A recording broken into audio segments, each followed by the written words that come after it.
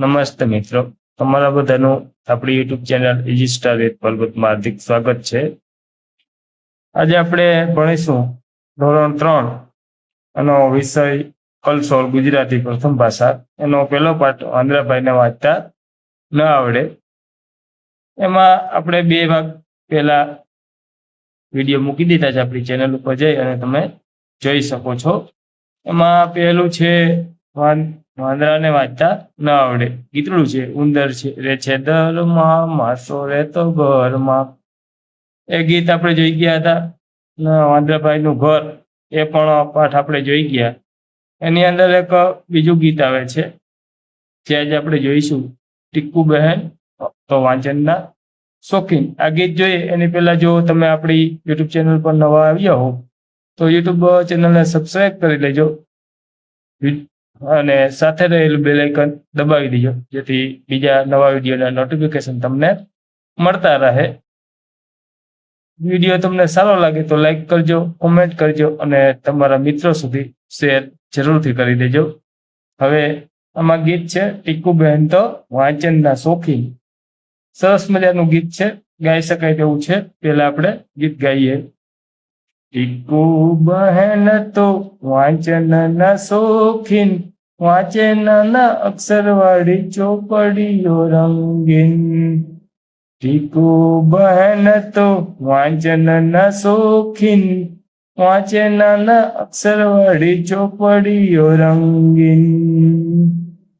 છોટા ભીમને સોટી પોટી બધું જ વાંચે ખૂબ, બધી જ વાર્તા દાદી માફક બોલે આ બેહૂબ. ટીકુ બહેનનું લેસન કરતો વાર્તામાંનો જીન. ટીકુ બહેન તો વાંચનના શોખીન. ટીકુ બહેનના ઘરમાં તો છે ચોપડીઓના થપ્પા, ટીકુની આજ્ઞાથી સાથે વાંચે મમ્મી પપ્પા. વાંચતા વાંચતા ઊંઘી જઈને પહોંચી જતા ચીન. વાંચતા વાંચતા ઊંઘી જઈને પહોંચી જતા ચીન. ટીકુ બહેન તો વાંચનના શોખીન. એક દિવસ તો અંજવાળામાં થયા ટીકુ બહેન ગુમ, આખા પડીએ શોધે સૌ કોઈ જાજી પાડે ગુમ. શાણા ટીકુ બહેન પલંગ નીચે વાંચનમાં તલ્લીન. ટીકુ બહેન તો વાંચનના શોખીન, વાંચે નાના અક્ષરવાળી ચોપડીઓ રંગીન. ટીકુ બહેન તો વાંચનના શોખીન, વાંચે નાના અક્ષરવાળી ચોપડીઓ રંગીન. આ સુંદર મજાનું ગીત છે. તમે પણ શીખી અને ગાઈ શકો છો. ટીકુ બહેન વાંચવાના શોખીન છે. શું શું વાંચે છે? છોટા ભીમ, સોઠી પોઠીની વાર્તાઓ બધું જ વાંચી અને દાદીમાની જેમ આ બે વાર્તા પણ કહે છે. ટીકુ બહેનનું લેસન છે એ વાર્તામાં રહેલો જીન કરી આપે છે. ટીકુ બહેનની ઘરમાં ખૂબ ચોપડીઓ છે, થપ્પા લાગેલા છે, અને ટીકુના કહેવાથી તેના મમ્મી પપ્પા પણ વાંચે છે અને વાંચતા વાંચતા ઊંઘી જાય તો સપનામાં ચીન પહોંચી જાય છે. એક દિવસ અંજવાળામાં ટીકુ બહેન ગુમ થઈ જાય છે. થોડે દિવસે ગુમ થઈ જાય છે. આખું ફળિયું શોધે છે, આજુબાજુ ફળિયું એટલે આજુબાજુના જે પાસે રહેતા હોય ફરતા મકાનો હોય, વચ્ચે ખુલ્લી જગ્યા હોય તેને ફળિયું કે. એ બધા જ લોકો છે તેને શોધે છે અને ખૂબ બૂમ પાડે છે ટીકુબેનને શોધવા માટે. પણ સાણા ટીકુબેન છે આપણા, એ તો પલંગની નીચે સૂઈ અને ચોપડી વાંચવામાં તલ્લીન છે. અહીંયા ફોટો પણ આપેલો છે. અને આ જે આપણું ગીત છે તેના કવિ છે અશ્વી પટેલ. હવે આગળ આપણે વાતચીતમાં જોઈએ તો ટીકુબેનને શું બહુ ગમતું, તો કે ટીકુબેન છે એને ચોપડી વાંચવાનું ખૂબ ગમતું. તમે શું વાંચો છો? તો હું તો કોઈ ઇંગ્લિશ સ્ટોરી હોય, ઇંગ્લિશ વાર્તાની ચોપડી એ વાંચવી મને ખૂબ ગમે, કે જેમાંથી આપણે ઇંગ્લિશના નવા નવા શબ્દ શીખવા મળે. પ્રશ્ન ત્રીજો છે, વાંચવું, લખવું, ગાવું, રમવું, આ ચારમાંથી તમને શું કરવાનું ખૂબ ગમે? તો વાંચવું, લખવું, ગાવું કે રમવું, તો આમાંથી મોટા ભાગના બાળકોને રમવાનું ગમતું હશે, પણ મને થોડું વાંચનનો શોખ છે. તમને જે ગમતું હોય એ તમારે લખવાનું છે.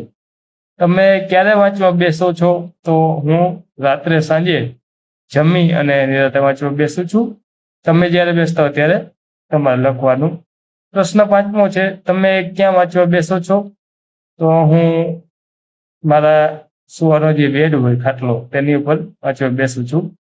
પ્રશ્ન 6 છે, ટીકુબહેન તેના મમ્મી પપ્પાને શું કરવાનું કહ્યું? ટીકુબહેને તેના મમ્મી પપ્પાને વાંચવાનું કહ્યું. પ્રશ્ન 7મો છે, તમારા ઘરમાં કોણ કોણ વાંચે છે? તો મારા ઘરમાં હું, મારા દાદાજી છાપો વાંચતા હોય છે અને મારા પપ્પા પણ ન્યૂઝ અથવા કોઈ નવલકથા એવું વાંચે છે. તમારા ઘરમાં જે લોકો વાંચતા હોય એ લખવાનું છે. પ્રશ્ન 8મો છે, તમારા ઘરે કઈ ચોપડીઓ છે? કાલે જવાબ આપજો. તમારે ઘરે જે ચોપડીઓ હોય તે કઈ કઈ છે તે તમારે આવતીકાલે જવાબ આપવાનો છે. એટલે આવતા દિવસે જે આવજો. મારા ઘરની અંદર તો મોસ્ટ ઓફ એજ્યુકેશનને લગતી બધી જ ચોપડીઓ મળી રહે છે. પ્રશ્ન 9મો છે, બધા ટીકુબહેનને ક્યાં શોધતા હતા? તો બધા ટીકુબહેનને આખા ગામમાં શોધતા હતા. પ્રશ્ન 10મો છે, ટીકુબહેન ક્યાંથી મળ્યા? તો ટીકુબહેન પોતાના ઘરમાં જ પલંગ નીચે સંતાઈ અને ચોપડીઓ વાંચતા હતા. હવે 19મું છે, આપણે જોડકા જોડો, વાંચો અને જોડો. જોડકા છે, આપણે જોડવાના છે. તો ટીકુબહેનને તો તેની સામે આવશે, ટીકુબહેન છે જે આપણા, એને શેનો શોખ હતો? તો કે વાંચનનો. ટીકુબહેનને વાંચવાનો શોખ હતો, તો વાંચવાનું ખૂબ ગમતું. ટીકુબહેનને વાંચવાનું ખૂબ ગમતું. આ રીતે આપણે વાક્ય પૂર્ણ કરવાનું છે. તેનું લેસન વાર્તામાંનો જીન કરી આપતો. ત્રીજું છે, તેના ઘરમાં ઘણી બધી ચોપડીઓ હતી. અને ચોથું છે, તે પલંગ નીચે સંતાઈને વાંચતા હતા. 5મું આપણું છે, બધા ટીકુબહેનને બૂમો પાડી શોધતા હતા. આ રીતના આપણે જોડો અને વાંચો એ પૂર્ણ કરશું. પછી 20મું છે, જુઓ, સમજો અને લખો. તો અહીં આપણે ઉદાહરણ આપ્યું છે, નકીશો તો શોખીન. હવે પેલો આપણો શબ્દ છે ડીપચો એટલે ચોપડી. ઉલટા શબ્દ છે, તેને આપણે સવડા કરીને લખવાના છે. બીજું છે નજી, તો તેનું થશે જીન. નસલે તો લેસન. એડી ફ તો ફળીએ. ન હે બ કુટી તો ટીકુબહેન. પાછળથી આપણે લેશું ટીકુબહેન, તો આપણો શબ્દ સમજાશે અને આપણો શબ્દ છે એ વ્યવસ્થિત થઈ જશે. હવે 6થું છે, ગલમ તો પલંગ. જ્ઞા તો આજ્ઞા. ડુવાજ એટલે અજવાળું. અને 21મું છે, તમારા મિત્ર સાથે જોડીમાં બેસી ગીતના બીજા શબ્દ ઉલટાવી લખો. હવે તમે અને તમારા મિત્ર એકબીજા સાથે ચોપડી બદલી લો. તમારા મિત્રએ ઉલટાવેલ શબ્દો તમે સાચી રીતે લખો અને તમારા ઉલટાવેલા શબ્દો તમારા મિત્રને લખવા કહો. તો મેં અહીંયા 5 શબ્દ લખ્યા છે. કફમાં તો માફક. નકીશો તો શોખીન. મહુ એટલે બૂમ. રક્ષ એટલે અક્ષર. બહુ બે આ એટલે આ બેહુ. એ રીતના 5 શબ્દો તમારે લખવાના છે. હવે અહીં આપણે થોડા જોડકડા જેવા વાપર્યા છે. મોટેથી ગાવું, મોટે અવાજે તમારે ગાવાનો છે. જાણે મોટો કારીગર ગુથી ગુથી બનાવે ઘર, એવું પક્ષી ક્યું વળી ડાળે લટકે જેનું ઘર. જાણે મોટો કારીગર ગુથી ગુથી બનાવે ઘર, એવું પક્ષી ક્યું વળી ડાળે લટકે જેનું ઘર. તો સુગરી જે માળો બનાવતી હોય છે. ઉંદરમાં મચું છું, સામે ઊભો છું, સામે ઊભો હું છું. મિની મ્યાઉ મ્યાઉ, ઓરી આવે તો દૂધ પાઉં. આ રીતનું તમારે ગાવાના છે. 23મું છે ચાલો હસીએ, એક રમૂજી ટૂચકા ટાઈપ છે. તો જોઈએ. દીપુએ કહ્યું, હે ટીકુ, કેવો રહ્યો દિવસ?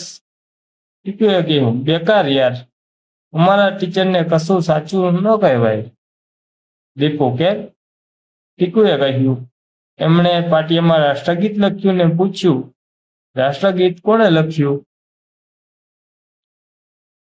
દીપુ, તો?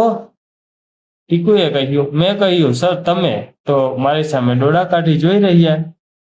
દીપુએ કહ્યું, હા હા હા હા. દીપુને દાંત આવ્યા, કારણ કે તે જે રાષ્ટ્રગીત છે આપણું, તેના રચનાકાર જે રચયિતા છે તેનું નામ પૂછતા હતા. ને ટીકુએ કહ્યું કે તમે લખ્યું છે, કારણ કે રાષ્ટ્રગીત પાટિયા પર તો શિક્ષકે જ લખ્યું હોય. આ વિડીયો જોવા બદલ આખો તમારો ખૂબ ખૂબ આભાર. તમે ચેનલ ઉપર નવા હોવ તો આપણી ચેનલને સબસ્ક્રાઇબ કરી લેજો, સાથે રહેલ બેલ આઇકન દબાવી દેજો, જેથી તમને બીજા વિડીયો મળતા રહે. વિડીયો સારો લાગ્યો હોય તો એક લાઈક કોમેન્ટ જરૂરથી કરજો અને તમારા બીજા મિત્રો સુધી શેર કરજો. તમે વિડીયો કયા ગામથી, કઈ જગ્યાએથી જુઓ છો તે તમે જરૂરથી મને જણાવજો. ફરી આપણે મળીશું એક નવા જ શૈક્ષણિક વિડીયો સાથે. ત્યાં સુધી બધા જ મિત્રો આવજો.